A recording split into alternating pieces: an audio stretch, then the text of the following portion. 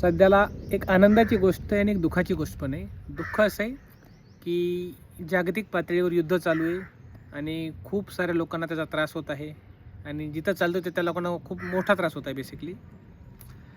आणि काल जसे मोदी लोकसभेत म्हणाले किंवा राज्यसभेत म्हणाले की भारतातही कठीण परिस्थिती येऊ शकते आणि मे बी पेट्रोल किंवा LPG गॅस त्याचा पुरवठा कमी होऊ शकतो, त्यामुळे ते मे बी वर्क फ्रॉम होमची शक्यता येऊ शकते जशी कोविडमध्ये होती.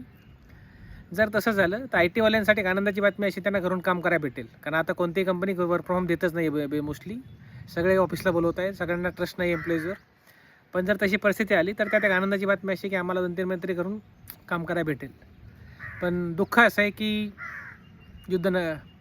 युद्धाची काही गरज नाही आहे, पण काही लोक प्रॉफिट कमवण्यासाठी, पैसे कमवण्यासाठी अननेसेसरी थिंग्स करतात आणि लाखो लोक त्यात नुकसान लाखो लोकांना त्यात नुकसान होते, जीवहानी होते.